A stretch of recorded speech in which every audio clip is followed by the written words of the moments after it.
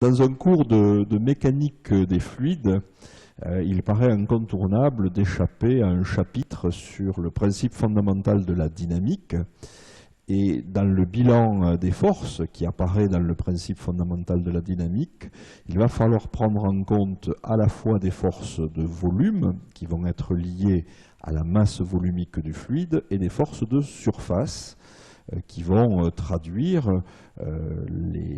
l'effet d'une particule fluide sur une autre particule fluide. Et donc cette notion de force surfacique fait intervenir un terme un peu nouveau qui est la notion de contrainte que l'on va développer dans la première séquence de ce chapitre consacré à la matrice associée au tenseur des contraintes et au principe fondamental de la dynamique. Donc dans cette première séquence, on va établir, après avoir défini la notion de contrainte, un objet mathématique qui s'appelle la matrice associée au tenseur des contraintes. Et dans une seconde séquence, on utilisera le principe fondamental de la dynamique que l'on reliera, dans lequel interviendra cette fameuse matrice. Alors, la mécanique des fluides fait partie d'une branche de la mécanique des milieux continus. Et un des objectifs de la mécanique des milieux continus, c'est d'étudier en tout point d'un milieu continu, qu'il soit solide ou liquide, la notion de déplacement, la notion de déformation et la notion de contrainte. Et c'est cette notion qui nous intéresse aujourd'hui. Le milieu continu, la seule chose que l'on va connaître au départ, indépendamment de sa géométrie, c'est la nature des sollicitations qui s'exercent à sa surface. Vous voyez ici, sur un milieu continu assez difforme, des forces extérieures réparties que j'ai notées petit p. Vous pouvez aussi avoir des actions ponctuelles comme Fe1 et Fe2. Et à partir de la connaissance de ces sollicitations extérieures, qui dans le cadre de ce chapitre seront exclusivement de nature mécanique, il faut se débrouiller pour connaître en tout point du milieu continu les sollicitations internes. Comment ce qui se passe à l'extérieur se répartit à l'intérieur du matériau. Naturellement, dès que l'on a affaire à des grandeurs vectorielles, telles que des forces, il faut orienter l'espace. C'est ainsi que j'ai associé un repère géométrique et le solide ou le milieu continu va être défini dans un repère axe 1, axe 2, axe 3. Lorsqu'on veut savoir ce que l'on ressent en termes de sollicitation en un point donné, il va falloir positionner le point sur un élément de surface. Et cette surface que vous voyez apparaître à l'écran permet de couper, de partitionner en deux notre milieu continu. La surface S, qui est une surface plane, ici, va couper en deux notre milieu continu. On voit apparaître une partie 1, une partie 2. Et sur cette surface S qui peut être grande, et donc qui peut présenter des spécificités en fonction de l'endroit où l'on se situe, on va isoler un petit élément de surface, ds, autour d'un point M, pour étudier ce qui se passe sur cet élément de surface et ensuite le généraliser par une intégrale à la surface S. Alors comment fait-on pour définir une surface ou un petit élément de surface ds autour d'un point? On va le définir, ce petit élément de surface, par sa normale unitaire sortante, n, avec norme de n est égale à 1. Le vecteur contrainte que l'on va noter C Mn, pour vecteur contrainte en un point M sur une face de normale n, ça va être la limite quand ds tend vers 0 du rapport df sur ds. C'est pour ça qu'on a une expression un peu générique qui nous dit que la contrainte, c'est le rapport d'une force sur une surface, mais n'oublions pas qu'il s'agit de grandeur vectorielle. Donc, puisqu'une force est une grandeur vectorielle, les contraintes seront des grandeurs vectorielles. Alors, les forces qui s'exercent sur des surfaces peuvent être de nature normale ou tangentielle. Et il va être important de faire le distinguo entre ces deux types de sollicitations. Des sollicitations normales qui vont correspondre à des pressions et des sollicitations tangentielles qui seront reliées à des vitesses de déformation dans un contexte rhéologique ou de fluide en mouvement. Alors, on va passer du milieu continu général avec une forme plutôt difforme à l'équilibre d'un élément parallélépipédique, un petit élément. Le repère axe X, axe Y, axe Z n'est pas volontairement orienté de telle sorte que l'axe Z soit vertical. Et dans ce repère, on a pris un petit élément de volume, de longueur, suivant les arêtes, dx, dy et dz. Ce petit élément de volume parallélépipédique permet de matérialiser 6 faces, ou 6 facettes, représentées dans le plan de la figure, facette 1, facette 2, facette 6, et le volume élémentaire est égal au produit des dimensions des arêtes, dx, dy, dz. Et donc on va écrire l'équilibre de ce parallélépipède élémentaire en faisant intervenir d'une part les forces surfaciques, c'est-à-dire les forces qui s'exercent sur les 6 petites facettes, et d'autre part les forces volumiques. Alors pourquoi faire intervenir des forces volumiques? Bien parce que le fluide, en l'occurrence en mécanique des fluides, est représenté par un matériau de masse volumique ρ, et donc si on a un petit élément de volume, on aura un petit élément de masse, et cette masse, dans le champ de la pesanteur, va donner naissance au poids. Voilà. Donc dans un premier temps, on va s'intéresser, lors de l'équilibre de ce parallélépipède élémentaire, aux forces surfaciques, les forces qui s'exercent sur les 6 petites facettes, dont on a vu que ça s'appelait des contraintes. Alors, revenons sur le vecteur contrainte et les notations que l'on va devoir adopter pour écrire de façon générique des formules mathématiques.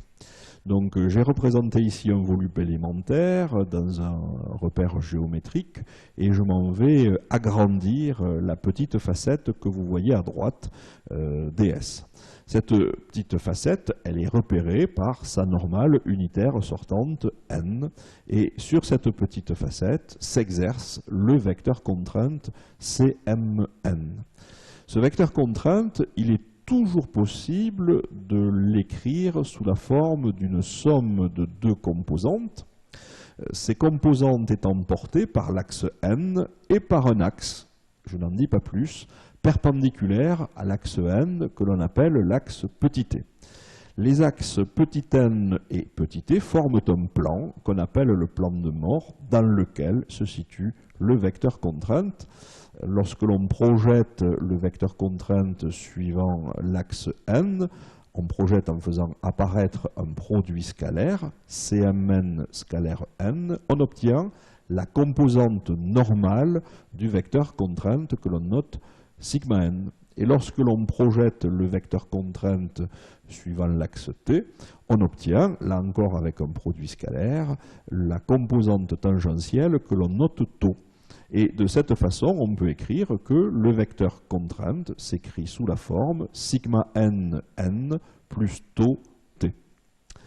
Alors, on va maintenant détailler un peu plus explicitement et on va redécomposer l'expression de la composante tangentielle t sur 2 autres axes orthogonaux. C'est ce que l'on va voir dans la suite des transparents, en particulier en indiquant ici que la facette que l'on étudie possède une normale unitaire sortante qui est portée par l'axe x, donc n est égal à ex.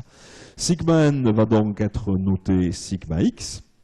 C'est ce que vous voyez dans le plan de la figure, en rappelant au passage que ce fameux plan dans lequel on explicite l'expression du vecteur contrainte a été introduit par un ingénieur allemand qui s'appelait Christian Otto Moore à la fin du 19e et au début du 20e siècle.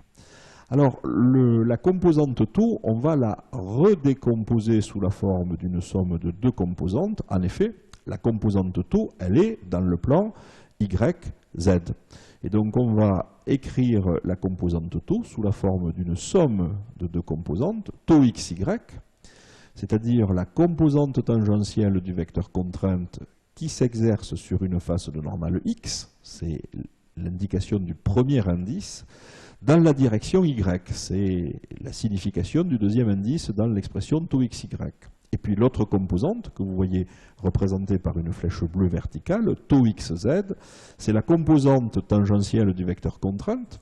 Pourquoi tangentielle? Parce qu'on l'appelait par la lettre taux, qui s'exerce sur une face de normale X, c'est le sens du premier indice, dans la direction de l'axe Z, c'est le sens du second indice, et donc le vecteur contrainte, on peut l'écrire, ce coup-ci, en fonction de EX, EY, EZ, les vecteurs unitaires du repère, sous la forme sigma x EX plus taux XY, EY plus taux XZ, EZ.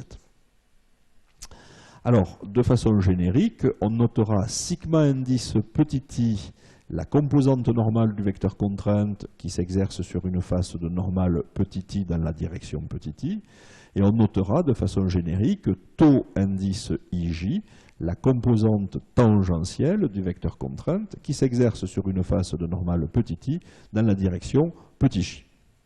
Et donc c'est ainsi que l'on va étudier facette par facette les vecteurs contraintes s'exerçant sur ce petit élément de volume parallélépipédique. Donc la méthode va consister à écrire ce qui se passe sur chacune des 6 facettes et ensuite d'en faire le bilan. Alors attention, nous exprimons ici les vecteurs contraintes et leurs composantes, et le bilan fera apparaître l'élément de surface. Pourquoi? Parce que le bilan se fera sur les forces. Alors considérons la facette numéro 1. La facette numéro 1, elle a pour une normale unitaire sortante le vecteur X, et donc sur cette face, le vecteur contrainte va avoir 3 composantes. Ces 3 composantes sont représentées par les flèches noires dans le plan de la figure. Donc cette facette a pour normale petit n égale X.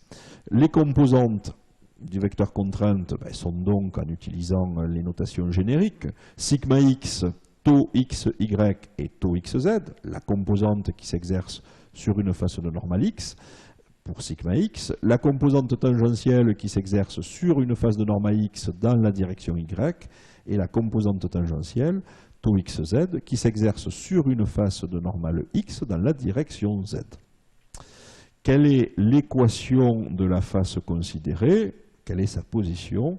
Cette face est située à l'abscisse x plus dx, donc les composantes vont être des fonctions de l'abscisse où l'on se situe, à savoir x plus dx. Et donc le vecteur contrainte s'écrit tout simplement sous la forme sigma indice x à l'abscisse x plus dx ex, plus taux xy à l'abscisse x plus dx ey, plus taux xz à l'abscisse x plus dx ez. Alors on va ici adopter un développement limité en disant que les composantes des différents champs évoluent suffisamment lentement pour qu'un développement limité à l'ordre 1 soit suffisant pour décrire et approximer ce qui se passe. C'est ainsi que la fonction f plus dx, dans un cadre général, on va l'écrire sous la forme f de x plus df sur dx dx. Donc c'est ce que vous voyez apparaître à l'écran, et donc nous avons écrit C1, le vecteur contrainte, qui s'exerce sur la facette numéro 1. Et de la même façon, on va faire, si je puis dire, le tour du propriétaire en étudiant, facette par facette, l'expression générique du vecteur contrainte. On va donc obtenir 6 expressions. Ces expressions, on va les regrouper pour écrire le bilan des forces surfaciques. Regardons maintenant un peu plus rapidement ce qui se passe sur la facette numéro 2. Sur la facette numéro 2, je vais encore avoir 3 composantes du vecteur contrainte.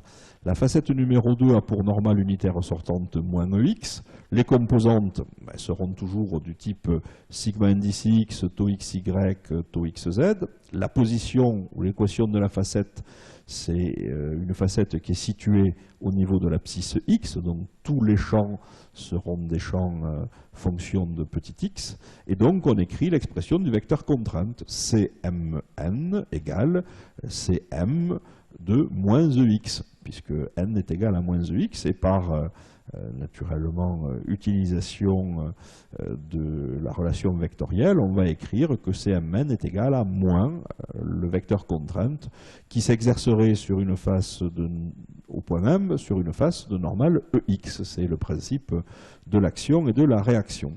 Donc on remplace maintenant les composantes du vecteur contrainte, sigma x, tau xy et tau xz par leur valeur sur une section d'abscisse x, c'est ce que vous voyez à l'écran, et on voit apparaître ici l'expression du vecteur C2, vecteur contrainte qui s'exerce sur la facette numéro 2. On va continuer l'exploration des facettes à partir de la facette numéro 3, c'est celle qui est dans le plan arrière de la figure, dont la normale unitaire sortante est égale à EY. Donc de la même façon, les composantes génériques du vecteur contrainte s'écrivent sous la forme, toujours pareil, sigma indice I, tau indice IJ, et je vais remplacer I par Y, et J par, naturellement, les deux autres directions de l'espace, à savoir X et Z. La position de la facette suivant l'axe Y est à l'abscisse Y plus DY, donc tous les champs seront écrits sur cette facette, et donc voilà l'expression du vecteur contrainte. Toujours de la même façon, je vais adopter un développement limité à l'ordre 1, de type f de x plus dx égale f de x plus df sur dx dx, pour écrire l'expression du vecteur contrainte sur cette facette numéro 3. La facette 4 est opposée à la facette 3, donc nous serons sur une face de normale moins EY, et de la même façon que précédemment, je vais faire apparaître la position de la facette, puis, en vertu du principe de l'action et de la réaction, l'expression du vecteur contrainte, et il me suffit maintenant d'exprimer complètement ce vecteur C4, qui est le vecteur contrainte qui s'exerce sur la facette numéro 4. Il ne reste plus que deux facettes à explorer. La facette numéro 5 que vous voyez à l'écran, le vecteur contrainte, comme sur toutes les facettes, va avoir trois composantes qui sont représentées symboliquement par ces trois flèches noires. Pour trouver ou écrire l'expression de ces composantes, on identifie la normale unitaire sortante. On obtient donc les composantes du vecteur contrainte. Ces composantes, on va les écrire sur une face d'équation ou de position z plus dz. Et donc voilà l'expression du vecteur contrainte. Toujours en raison des mêmes hypothèses, on adoptera un développement limité à l'ordre 1 pour ce vecteur, ce qui nous conduit à l'expression suivante. Enfin, nous voilà arrivés au bout de l'exploration des facettes. La facette 6, elle aussi, va subir un vecteur contrainte qui aura trois composantes représentées par les flèches noires. La normale unitaire sortante étant égale à moins z, les composantes du vecteur contrainte sont les suivantes. La position de la facette, c'est la position petit z. En vertu du principe d'action et de réaction, voilà comment on peut écrire l'expression du vecteur contrainte en un point M sur cette face. Et donc voilà l'expression du sixième vecteur contrainte qui s'exerce sur la facette numéro 6. Alors nous allons regrouper ici les différentes expressions obtenues en se rappelant que ce que l'on souhaite faire, c'est le bilan des forces surfaciques. Et les forces surfaciques, comme le nom l'indique, ce sont des forces par unité de surface. Et donc, en regard des expressions des vecteurs contraintes que vous voyez à gauche du pointillé dans le plan de la figure, apparaît dans la colonne de droite eh bien, la définition de l'élément de surface sur lequel s'exercent les vecteurs contraintes. Et naturellement, comme une contrainte, c'est le rapport d'une force sur une surface, en multipliant le vecteur contrainte par l'élément ds, eh bien, on aura la force. On fait la même chose pour les facettes 3 et 4, et on fait la même chose pour les facettes 5 et 6. Et donc on va maintenant multiplier pour obtenir les forces, F1, F2, F3, F4, F5, F6, bien les expressions de gauche par respectivement dy et dz, dx et dz dans le deuxième bloc, et dx et dy dans le troisième bloc. On voit qu'il va apparaître, lorsqu'on va faire des sommes, des simplifications, et on va faire apparaître l'élément de volume dv, dv n'étant autre que le produit de dx par dy dz. Alors regardons ce qui se passe en projection sur les axes de ces forces surfaciques. Donc le premier ensemble de vecteurs contraintes, on multiplie par dy, dz. Le deuxième ensemble, C3, C4 de vecteurs contraintes, on multiplie par dx, dz. Et le dernier ensemble de vecteurs contraintes, on multiplie par dx, dy. Et lorsqu'on fait des projections suivant l'axe des x, on a des simplifications qui apparaissent, notamment sur les termes sigma x moins sigma x. Et donc voilà ce que l'on obtient. Suivant l'axe Y, voilà ce que l'on obtient après simplification. Et suivant l'axe Z, n'oubliez pas que force surfacique, c'est un vecteur. Et on va regarder eh bien, la nature des composantes sur les trois axes du repère. Donc voilà ce que l'on obtient au niveau du bilan des forces surfaciques. On obtient trois équations. Dans chacune de ces équations, ou dans chacune des équations traduisant les composantes, on fait apparaître à droite de la parenthèse l'élément de volume, qu'on écrira dV, dx, dy, dz, et dans la parenthèse, eh bien, on voit apparaître des dérivées partielles. Si je prends la première expression, la dérivée partielle de sigma x par rapport à x, la dérivée partielle de taux yx par rapport à y, et la dérivée partielle de taux zx par rapport à z, et ces dérivées partielles, on en a fait la somme. Voilà. Alors, si je reporte ça sur une planche séparée, à gauche du signe égal, j'ai le vecteur des forces surfaciques avec ses trois composantes. À droite, je fais apparaître l'élément de volume, et puis au milieu, je fais apparaître quelque chose qui n'est autre que la divergence de la matrice associée au tenseur des contraintes sigma. Alors, cette matrice, on va la définir plus précisément, et surtout, on va définir ce qu'on appelle la divergence d'un tenseur. Il s'agit d'un tenseur d'ordre 2, c'est pour ça que dans l'expression mathématique de sigma, vous voyez apparaître une double barre, c'est une convention mathématique. Et l'expression que vous voyez entourée de vert, eh bien, ce sont les trois composantes de la divergence de la matrice associée au tenseur des contraintes. Alors, à quoi ressemble cette matrice associée des contraintes, à quoi ressemble cette matrice associée au tenseur des contraintes? Eh bien, la voilà. C'est une matrice 3,3 où vous voyez apparaître sur la diagonale les termes sigma x, sigma y, sigma z. Et en dehors de la diagonale, vous voyez apparaître les termes taux ij. Et propriété des forces surfaciques, c'est que les forces surfaciques sont égales au produit de la divergence de ce tenseur, qui est un vecteur. On va revenir sur son expression par le petit élément de volume dV. Donc force surfacique égale divergence de sigma dV. Alors on a l'habitude de savoir, on a appris que la divergence d'un vecteur était un scalaire. Par exemple, le vecteur A, si sa divergence est égale à 0, eh bien on dit que l'on a affaire à un champ vectoriel solénoïdal. La divergence, maintenant, non pas d'un vecteur, mais d'un tenseur, eh bien, est un vecteur. Comment obtient-on les composantes de ce vecteur? Eh bien, vous voyez qu'on fait la somme des dérivées partielles suivant x, y, z des composantes des lignes de la matrice. La première ligne de la matrice avait trois composantes, sigma x, taux yx et taux zx. Eh bien, la première ligne du vecteur divergence, c'est la dérivée par rapport à x de la première composante plus la dérivée par rapport à y de la deuxième composante plus la dérivée par rapport à z de la troisième composante. C'est ainsi qu'en coordonnées cartésiennes, on obtient l'expression de la divergence de la matrice associée au tenseur des contraintes. Voilà ce premier objet mathématique. Alors, ce premier objet mathématique, ce premier objet mathématique qui est la matrice associée au tenseur des contraintes, a été proposé, on a vu apparaître son nom sur la planche précédente, par un Français, Cauchy.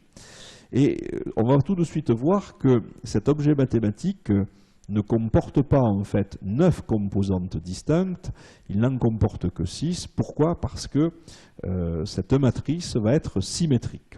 Alors pour démontrer la propriété de symétrie de la matrice associée au tenseur des contraintes, on va considérer le petit équilibre qui est ici en écrivant l'équilibre des moments, des forces, par rapport au centre du petit élément. On a fait une coupe ici et à la surface du petit élément, vous voyez apparaître les composantes tout à fait en haut, taux Zx par une flèche verte. Cette composante, c'est la composante normale du vecteur contrainte qui s'exerce sur une face de normale z dans la direction x. Et si vous regardez sur la face de droite, la petite flèche rouge, la face de droite est, est définie par sa normale unitaire sortante Ex, et donc taux xz, c'est la composante tangentielle du vecteur contrainte qui s'exerce sur une face de normale x dans la direction z. Et on va écrire, en multipliant ces composantes par les petits éléments de surface, on va écrire le moment des forces résultantes par rapport au point G. Les bras de levier, pour les flèches rouges, ce sera dx sur 2, et pour les flèches vertes, ce sera dz sur 2, puisque l'élément a une section rectangulaire de largeur dx et de hauteur dz. Et donc vous voyez apparaître à l'écran l'équilibre des moments des forces surfaciques par rapport au point G. Une simplification s'impose tout de suite puisque dx, dy, dz n'est pas nul. On peut donc diviser et simplifier par dx, dy, dz et on fait apparaître que 2 fois taux xz moins taux zx est égal à 0, ce qui signifie que taux xz est égal à taux zx. On peut généraliser en écrivant l'équilibre des moments sur d'autres plans, et on généralisera en disant que taux ij est égal à taux ji, quel que soit i différent de j. C'est ainsi que la matrice associée au tenseur des contraintes est toujours symétrique et possède donc 3 composantes diagonales, sigma x, sigma y, sigma z, et 3 composantes extradiagonales, taux xy, taux xz et taux yz. Alors pourquoi cette matrice joue-t-elle un rôle prépondérant en mécanique des milieux continus? Que l'on soit en mécanique des fluides ou que l'on soit en mécanique du solide, eh bien parce que si l'on connaît l'expression des éléments de cette matrice, alors on pourra calculer l'expression du vecteur contrainte en tout point. Et c'est bien là un des besoins de la mécanique des milieux continus, c'est à partir des sollicitations extérieures appliquées, connaître en tout point l'expression du vecteur contrainte. Pourquoi? Parce qu'en faisant l'étude en tout point du vecteur contrainte, on pourra trouver le point du milieu continu auquel ou pour lequel les composantes de ce vecteur prennent des valeurs maximales, et ce sont ces valeurs maximales que l'on comparera à la résistance des matériaux, en particulier en mécanique du solide. Alors, pour connaître l'expression du vecteur contrainte en tout point M, attention, dans une direction donnée, donc sur une face de normale unitaire sortante donnée, eh bien on va écrire une relation encore liée à Cauchy qui va nous permettre de trouver très facilement l'expression du vecteur contrainte Cmn si l'on connaît l'expression de la matrice associée au tenseur des contraintes. Alors pour ce faire, j'ai utilisé l'équilibre, où je vais écrire l'équilibre des forces surfaciques non pas sur un parallélépipède, mais sur un petit prisme que vous voyez à l'écran. Vous voyez vers vous une face triangulaire de normale unitaire sortante, n, l'expression s'écrivant nx ex plus ny ey plus nzz, et je veux connaître l'expression du vecteur contrainte sur cette face, Cmn, en fonction des composantes de la matrice associée au tenseur des contraintes que vous voyez représentées par des flèches rouges pour la face arrière du prisme, par des flèches bleues pour la face latérale gauche du prisme et par des flèches vertes pour la face inférieure de ce même prisme.